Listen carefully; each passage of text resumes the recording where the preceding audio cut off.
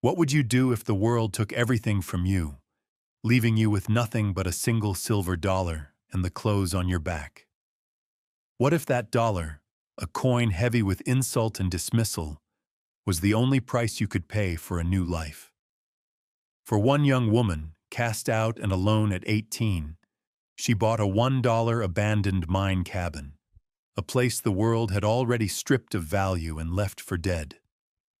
But the truth waiting inside, walled up in the cold dark of a forgotten shaft, would change not only her life, but the soul of an entire town.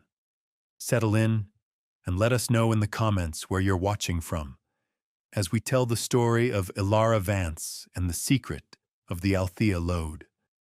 The dust of the trail had settled into the very weave of her dress, a uniform of grief and grit. Ilara Vance rode into the town of Dust Devil Gulch, not with hope, but with the dull weight of necessity. She was 18 years old, though the look in her eyes belonged to someone much older, someone who had already seen one life end. Her horse, a gray gelding named Shale with a swayed back and a patient soul, was the last living link to the world that had vanished just a week before. The memory was a raw splinter in her mind.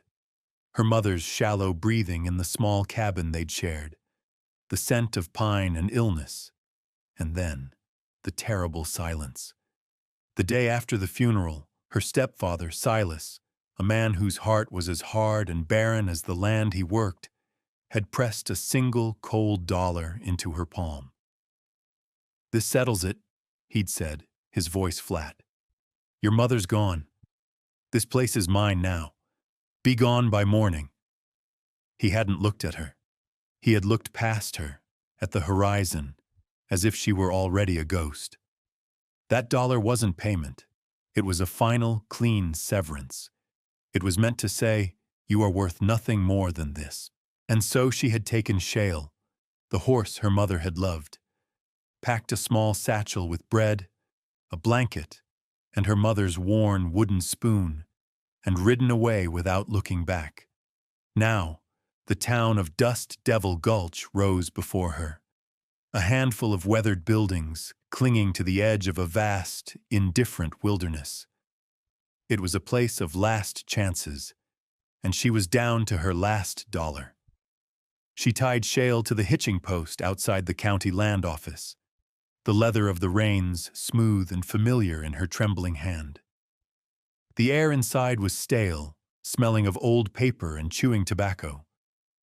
A portly clerk with a stained vest looked up from his ledger, his eyes skimming over her patched dress and worn-out boots with casual disdain.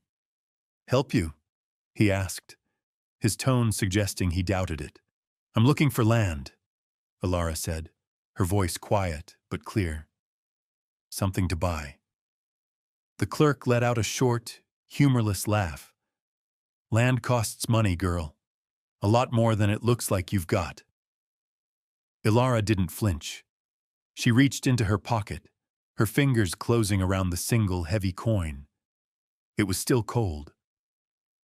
She walked to the counter and placed the silver dollar on the scarred wood. It made a small, definitive sound in the quiet room. "I have this," she stated. It wasn't a question. The clerk stared at the coin, then back at her face. The weary determination in her gray eyes seemed to catch him off guard. For a moment, he seemed to consider just telling her to leave, but then a slow, cruel smile spread across his face. It was the smile of a man about to enjoy a private joke at someone else's expense. $1, he mused, tapping a thick finger next to the coin. "Well now, I do believe we have just the parcel for you." He turned and shuffled to a dusty shelf, pulling down a thin, forgotten-looking file. He blew a cloud of dust from the cover and opened it with a flourish. "The old Althea Lode," he announced.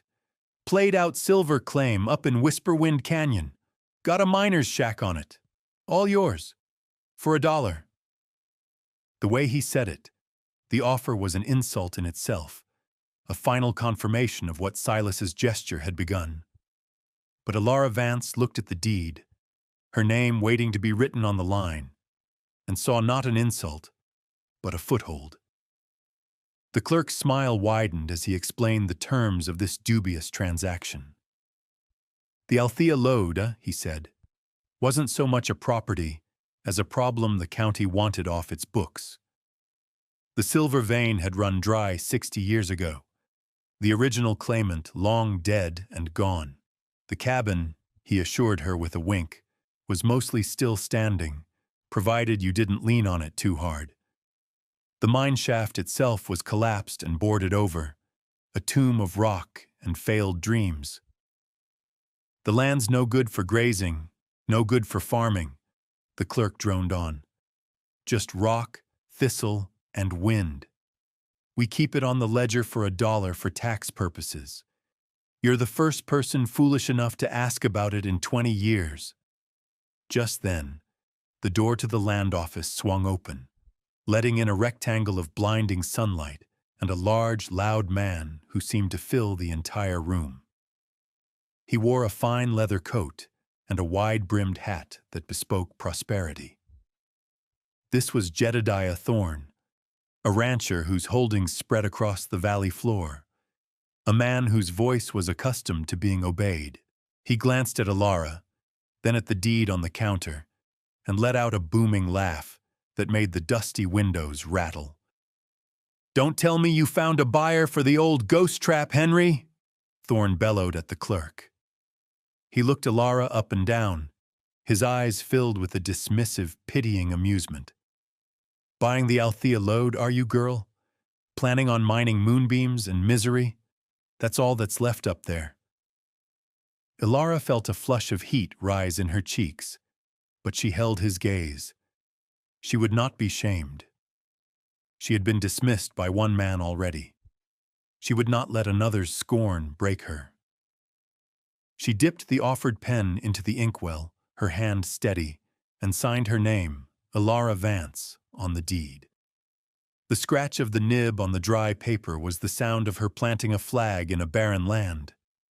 She pushed the silver dollar across the counter. The dollar her stepfather had used to cast her out was now the dollar she was using to claim a place of her own. It was a bitter trade, but it was hers. The clerk, Henry, stamped the document with a heavy thud and slid it toward her. "She's all yours," he said, barely suppressing a snicker. "The wind, the rocks, and the ghosts." Thorne was still chuckling to himself as Alara folded the deed carefully and tucked it into her pocket. She gave a single curt nod and turned to leave, her back straight, her dignity a thin but resilient shield against their mockery. The single dollar was gone. In its place was a piece of paper that promised her a pile of rotting wood and worthless stone. It was, by any sane measure, a fool's bargain. What secret could a pile of rocks and rotting wood possibly hold? Was this young woman's dollar and her last hope truly wasted on a forgotten canyon?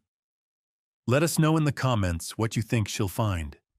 Be sure to subscribe for more stories of quiet courage.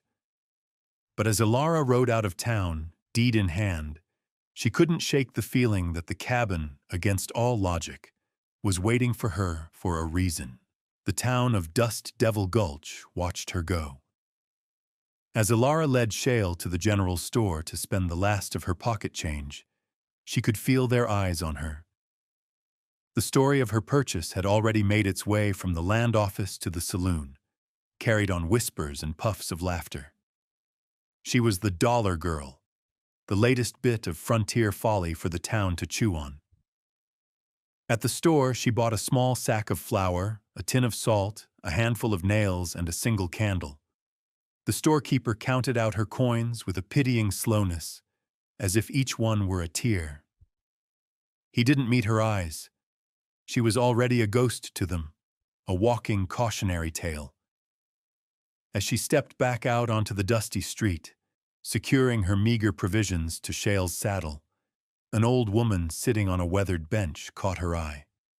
She was ancient, her face a beautiful map of wrinkles, her dark eyes holding a stillness that seemed at odds with the town's restless gossip.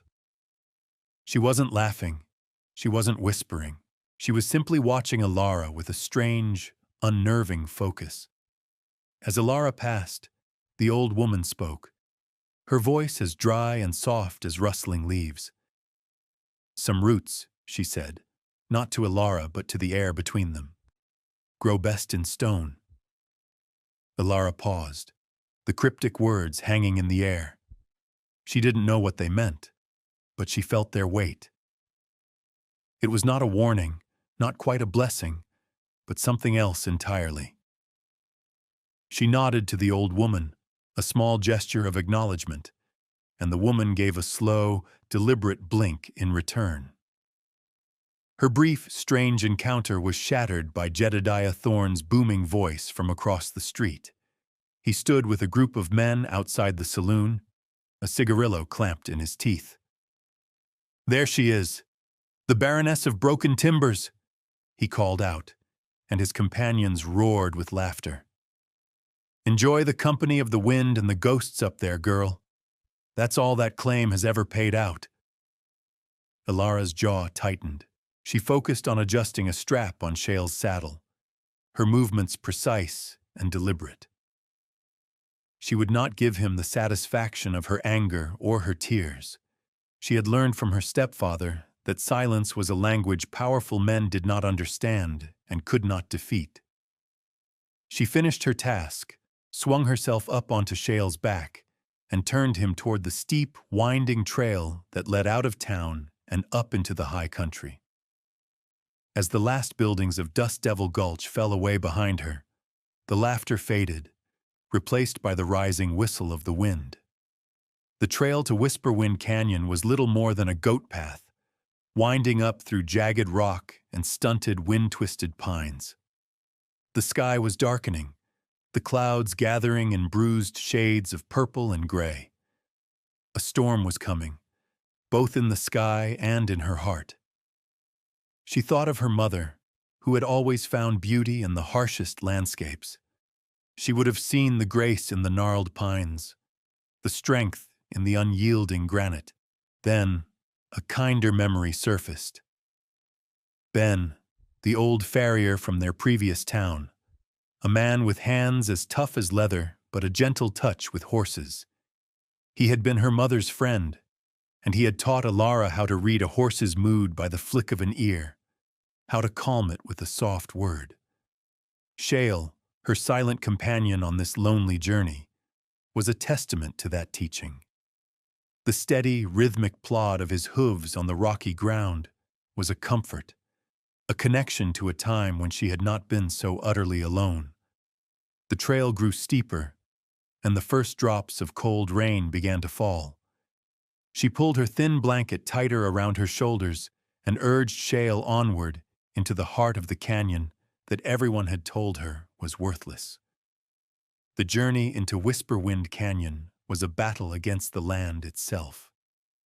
The trail all but disappeared in places, forcing Alara to dismount and lead Shale over treacherous scree slopes and through thickets of thorny brush. The wind, true to the canyon's name, howled through the rock formations, a mournful, constant song that seemed to pull the warmth from her bones. Shale was magnificent. The old horse, dismissed by many as past his prime, moved with a steady, certain grace, placing each hoof with an instinctual wisdom that shamed Alara's own tentative steps. He was her anchor in this wild, unwelcoming place.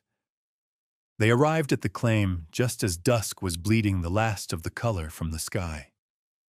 The cabin stood in a small, rock-strewn clearing, silhouetted against the bruised clouds. It was exactly as the clerk had described, and somehow worse. The roof sagged in the middle like a broken spine. One of the two windows was a gaping hole, the other boarded over with mismatched planks.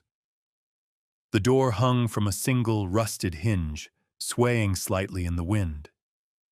Next to it, the entrance to the Althea lode was a dark, forbidding maw, covered with heavy, graying timbers nailed shut with a grim finality. The entire place radiated a profound and ancient loneliness. A wave of despair, cold and sharp, washed over Ilara. This was her inheritance, a pile of ruin. Thorn and the townspeople, their mocking laughter echoed in the wind. They had been right. She slid from Shale's back, her legs trembling with exhaustion and disappointment. For a long, heart-stopping moment, she considered turning back, riding down into the darkness and just keeping going. Going where she didn't know. Anywhere but here. Then Shale nudged her hand with his soft nose, his warm breath a puff of comfort against her cold skin. He looked at her with his dark, knowing eyes, as if to say, "We are here now." Ilara reached into her pocket, and her fingers found the folded deed. The paper was stiff, real. This place, this broken, forgotten place, was hers. It was the only thing in the entire world that was. "All right, boy," she whispered, her voice rough. "We'll stay." She knew better than to risk sleeping inside the derelict cabin. The roof looked ready to collapse under the weight of a strong gust. Instead, she found a relatively sheltered spot against a rock wall a few yards away. She unsaddled Shale and rubbed him down as best she could, then used what little energy she had left to gather scrub brush for a small fire. The flames sputtered to life, a tiny orange beacon against the encroaching dark. She ate a piece of dry bread, sharing a small portion with her horse, and huddled in her blanket, watching the cabin. In the flickering firelight, the empty window looked like a vacant eye, watching her. The place didn't feel threatening, just sad, as if it had been waiting a very long time. Exhaustion finally claimed her, and she drifted into a troubled sleep, the sound of the wind her only lullaby. Sometime in the deepest part of the night, she was jolted awake. The fire had died down to glowing embers. The wind had momentarily ceased its howling, and in the sudden, ringing silence, she heard it. A sound. It was faint, rhythmic, and seemed to come from deep within the earth. Tap, tap, tap. It wasn't the sound of a rock settling or a branch falling. It was measured, deliberate. Her heart hammered against her ribs. She strained her ears, listening. The sound seemed to emanate from the direction of the boarded-up mine shaft. After a few seconds, it stopped, leaving behind a silence that felt heavier than before. Was she losing her mind? Or was she not as alone in Whisperwind Canyon as she had believed? In the clear, cold light of morning, the tapping sound felt like a figment of a weary imagination. Ilara told herself it was a woodpecker, or the strange acoustics of the canyon, or simply a dream. She had more immediate concerns. Survival. Her first priority was water. She left Shale to graze on the sparse patches of grass and began a systematic search of her small plot of land.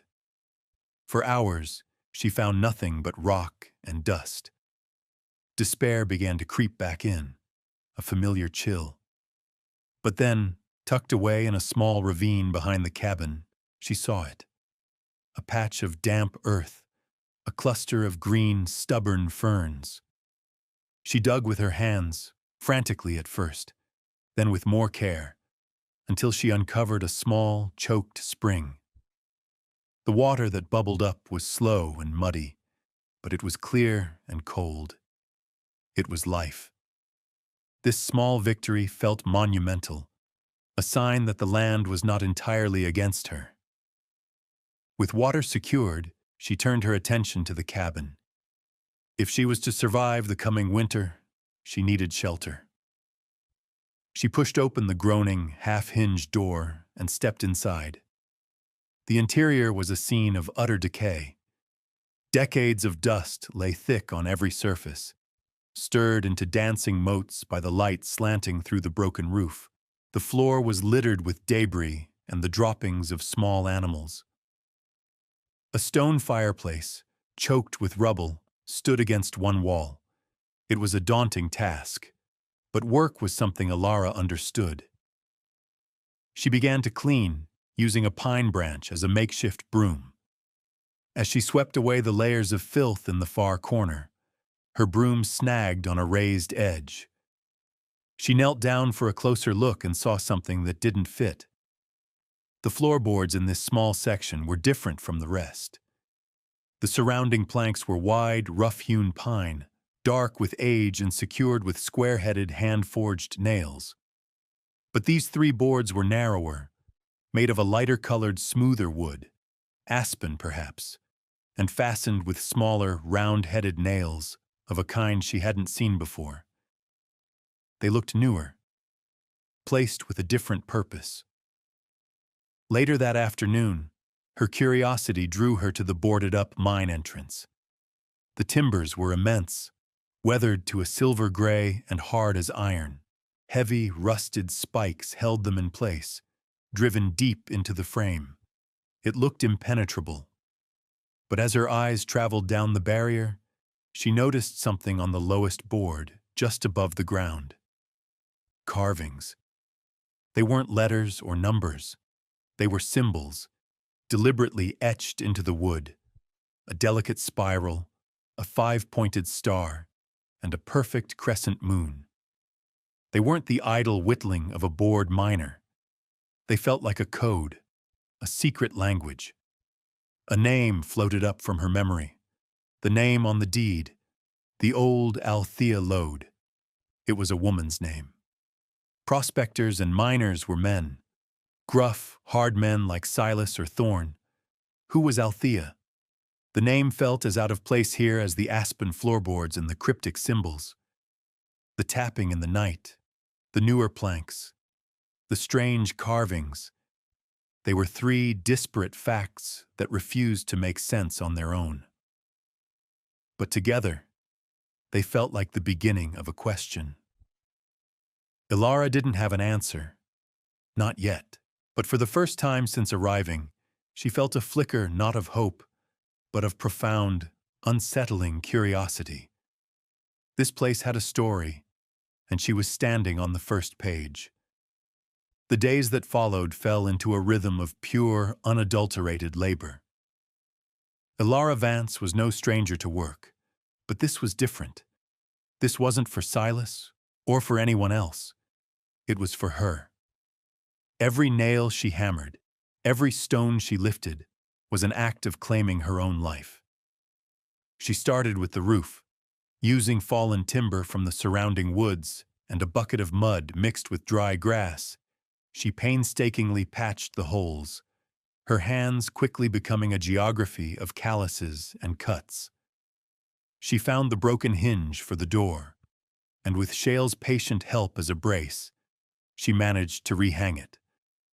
The solid thud of the door closing for the first time echoed in the canyon, a sound of permanence. Her silent companion, Shale, was ever present.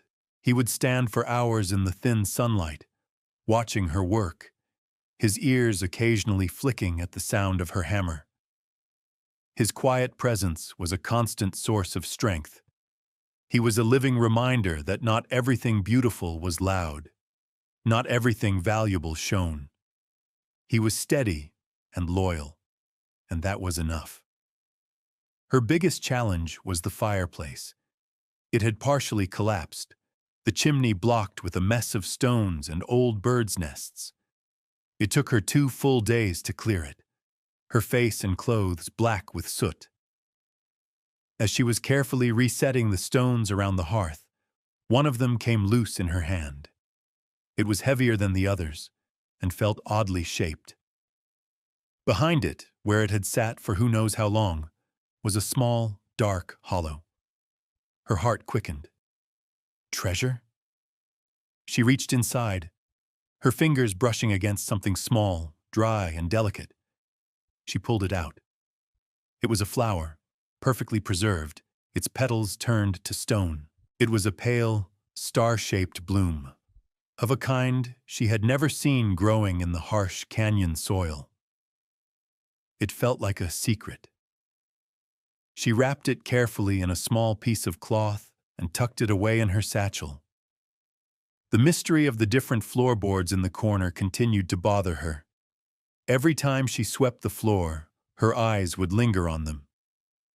The work had taught her patience. She didn't rush. But one afternoon, with the cabin mostly secured against the elements, she decided it was time. She took the claw end of her hammer and, with great care, began to work at the edge of the first aspen plank. The nails resisted, groaning in protest, but finally gave way. She lifted the board. The air that rose from the darkness below was not the musty, stagnant air of a forgotten cellar. It was cool and clean, with a strange, earthy smell, and underneath that, something else. A faint, sweet, floral scent, like crushed herbs or night-blooming flowers. It was the same scent that clung faintly to the petrified flower she had found in the fireplace. In that instant, two things clicked together in her mind: the scent and the rhythmic tapping she had heard that first night. It hadn't come from the main mine shaft outside. It had come from directly beneath her feet. With a growing sense of urgency and wonder, she pried up the second board.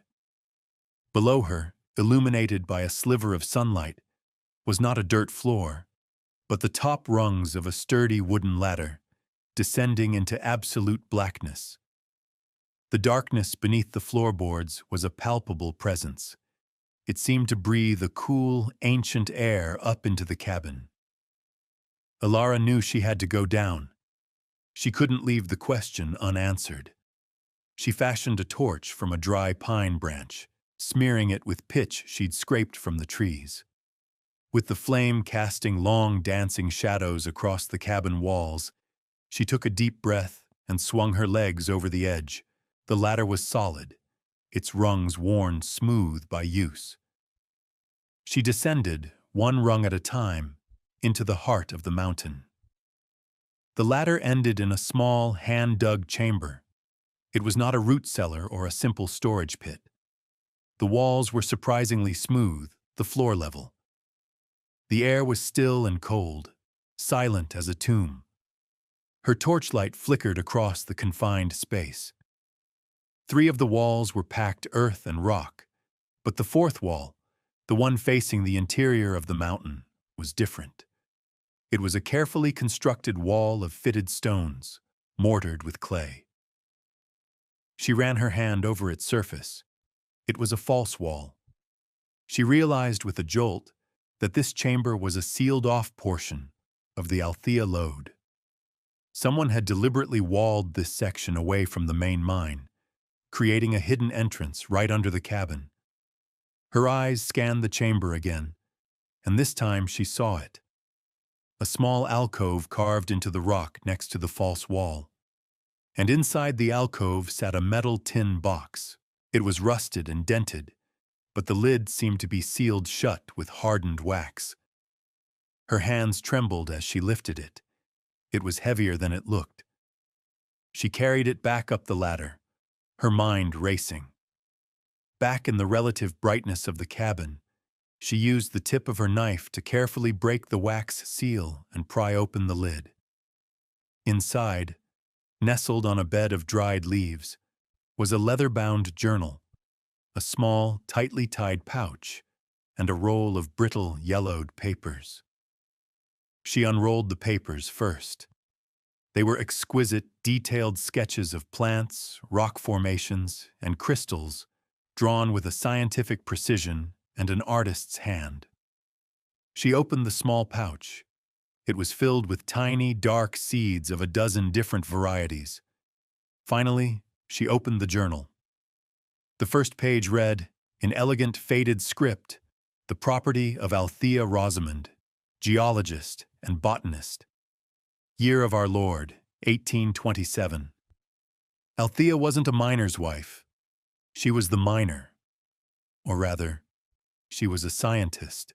As Ilara read, Althea's story unfolded, a secret kept by the mountain for over 60 years. She had come to the canyon not for silver or gold, but to study its unique geology. She had discovered that the water from the hidden spring, filtered through veins of a specific crystalline mineral, possessed unique properties.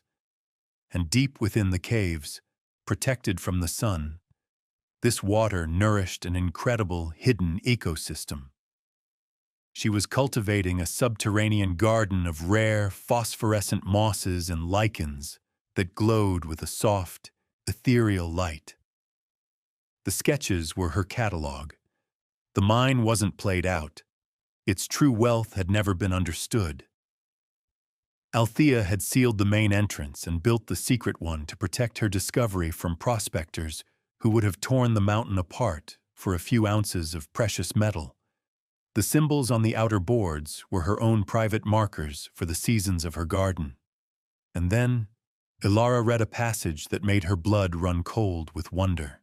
Althea described how, in the deepest chamber, water from a single stalactite dripped onto a large, resonant crystal formation, creating a faint, rhythmic tapping sound that echoed through the rock.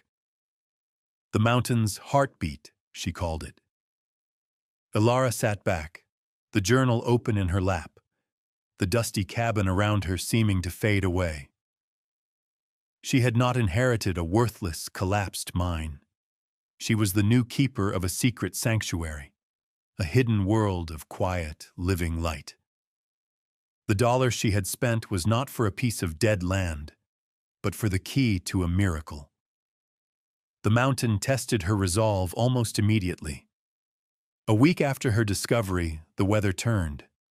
An early winter storm, born in the high peaks, descended on the canyon with a terrifying fury. The wind shrieked like a predator, and snow began to fall, thick and fast, burying the landscape in a blanket of white. Ilara and Shale were trapped. The trail back to Dust Devil Gulch would be impassable, a death sentence for anyone foolish enough to try it. She had to trust the shelter she had built, the cabin she had painstakingly mended. For 2 days, the blizzard raged. She kept the fire in her newly rebuilt hearth roaring, the warmth a fragile defense against the howling cold. Shale was safe in a small lean-to she had constructed against the cabin's most sheltered wall. During the long hours of isolation, she sat by the fire, reading Althea's journal by the light of her single candle. The words of the long-dead botanist were a comfort, a conversation across the decades. Ilara felt a profound kinship with this woman, who had also found solace and purpose in this lonely place. On the second night, as the storm reached its peak, a new sound cut through the wind's howl, a frantic, desperate banging on her door. Ilara's heart leapt into her throat. Who could possibly be out in this? She grabbed a heavy piece of firewood as a weapon and cautiously pulled the door open a crack. A man stood on her threshold, his face caked with snow, his eyes wide with panic. Behind him, a woman was slumped over, half-conscious, with a small child bundled in her arms. "Please," the man begged, his voice hoarse. "Our wagon. Broken axle on the lower trail. My wife. The baby's coming." Without a second's hesitation, Ilara threw the door wide. She helped the man, Samuel, carry his wife inside and settle her near the fire. The woman, Mary, was shivering violently, her face pale. Their little boy, no more than 4, stared at Ilara with huge, frightened eyes. They had been trying to reach the next territory before the deep winter set in, and had been caught by the storm's sudden violence. Now, Mary was in the throes of early labor, brought on by the cold and the stress. Ilara worked quickly, her fear replaced by a focused calm. She heated water, tore strips from her spare blanket for swaddling, and did her best to comfort the terrified couple. Hours passed. Her candle burned down to a stub, and her lantern oil was running dangerously low. The cabin was descending into a frightening darkness, the only light coming from the flickering embers in the hearth. Then, an idea sparked, born of Althea's pages. It was a risk, but she had to try. Excusing herself for a moment, she grabbed a glass jar, lit a splinter of wood for a tiny torch, and disappeared down the ladder into the hidden chamber. She moved quickly to the place Althea had described as the Grotto of First Light. There, clinging to the damp rock walls, was the moss. It pulsed with a soft, blue-green luminescence, a cool, living light. Carefully, she scraped a thick patch of it into the jar, sealed the lid, and hurried back up. When she entered the cabin, the family gasped. The jar of moss filled the small room with a gentle, otherworldly glow. It was a calm, serene light, like captured starlight. In that strange, beautiful, and holy light, a short time later, Mary's child, a healthy baby girl, was born. The storm still raged outside, but inside the $1 cabin, a new life had begun, welcomed into the world by the secret light of the mountain. When the storm finally broke on the third day, the world outside was a pristine, silent expanse of white. Inside the cabin, the small family was safe and warm. Samuel, the father, could not stop staring at the jar of glowing moss, which still emitted its soft, steady light. "What is this place?" he asked Alara, his voice filled with an awe that bordered on reverence.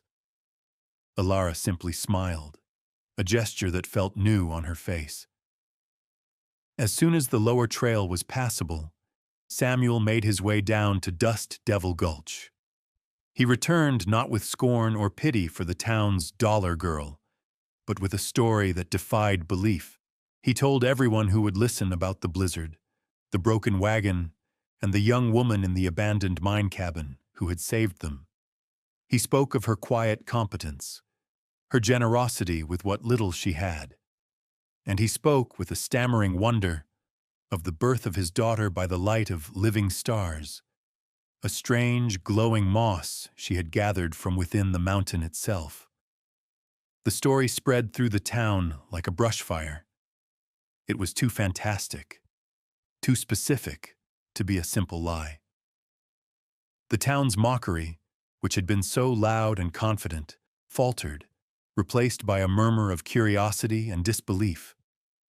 The kind professional of the town, a thoughtful, educated man named Dr. Abram, was intrigued. He was a physician, but also an amateur botanist.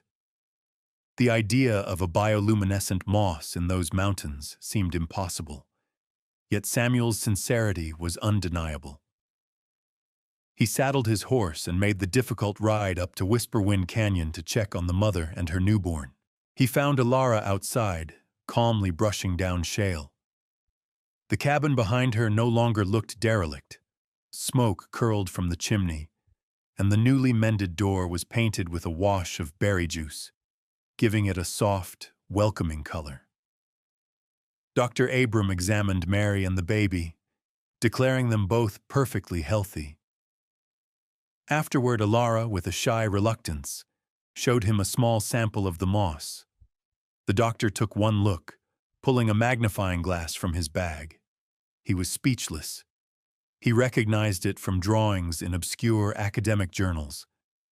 It was Luminaria petrea, a species thought to be extinct for a century, prized not for any monetary value, but for its unique biological properties. Some ancient texts even claimed it had calming, healing qualities. He looked at Alara, his expression one of profound respect. "You are a custodian, Miss Vance," he said quietly, "not a prospector. This is a significant discovery." Jedediah Thorne heard the stories, of course. Full of bluster and suspicion, he rode up to the cabin himself, determined to expose the hoax. He found Alara chopping wood, the quiet rhythm of her axe a steady heartbeat in the canyon. Samuel's family was there, packing their mended wagon, their faces alight with gratitude as they thanked her. Thorne saw the cabin, no longer a ruin but a home. He saw the healthy baby wrapped in a warm blanket. And as dusk began to fall, he saw a soft, blue-green light begin to emanate from the cabin window. He froze. There was nothing to say. There was no argument to be made. He had declared this place dead, and this young woman had filled it with life and light. Without a single word, Jedediah Thorne turned his expensive horse around and rode away, humbled not by a confrontation, but by the quiet, irrefutable truth of what she had built. Soon after, others from the town began to arrive, not as gawkers, but as pilgrims bearing gifts, a sack of potatoes, a bolt of wool, a set of iron pots. They no longer saw the foolish girl who had wasted $1. They saw the woman who had found a miracle. Spring came to Whisperwind Canyon, and with it, an explosion of life. The slopes, once thought barren, were carpeted with wildflowers Ilara had never noticed before. The seeds from Althea's pouch, planted in a small garden she'd tilled by hand, had sprouted into strange and wonderful plants. Ilara was no longer alone. Samuel's family, grateful beyond words, had built their own small homestead in the lower part of the canyon, close enough to help. The story of the Angel of the Canyon had transformed her from an outcast into a quiet pillar of a new, burgeoning community. She did not become rich, not in the way Jedediah Thorne or the men of Dust Devil Gulch understood the word. The glowing moss was not for sale. It was the sacred heart of the sanctuary, a secret to be protected, not exploited. Following the careful instructions in Althea's journal and with guidance from Dr. Abram, who now visited regularly to document the unique flora, Ilara established a small apothecary. She learned the properties of the canyon's plants, creating remedies, salves, and teas that she traded for supplies. Her cabin became a place of healing. People would come up from the town, not just for her remedies, but for the profound peace that seemed to settle over the canyon. She would, on occasion, guide small, respectful groups into the upper, safer chambers of the old mine to see the earth stars, asking only for quiet reverence in return. One evening, at golden hour, Dr. Abram stood with her at the cabin's entrance. The setting sun bathed the canyon in a warm, honeyed light, and inside the cabin, the moss in its jar was beginning to answer the twilight with its own soft, blue-green glow. "The whole town still calls it the old Althea lode," the doctor said, puffing on his pipe. "It doesn't seem fitting anymore. Have you thought of giving it a new name?" Ilara looked out at her world. She saw the sturdy cabin she had rebuilt with her own hands. She saw her small, thriving garden, a patch of impossible green against the rock. She saw the mine entrance, no longer a symbol of failure and death, but a doorway to wonder and life. She thought of the seeds, the newborn baby, the community that was slowly putting down roots in this once-forgotten place. A slow smile touched her lips.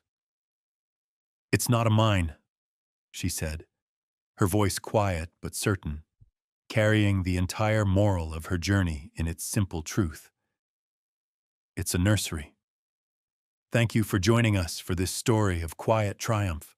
It's a reminder that true value is often hidden, waiting not for a pickaxe, but for a patient hand. If you were moved by Ilara's journey, please like this video and subscribe for more tales from the frontier. We'll be back next week with the story of a lone blacksmith who inherited a rusted, broken anvil, only to discover the songs hammered into its steel could change a town's future.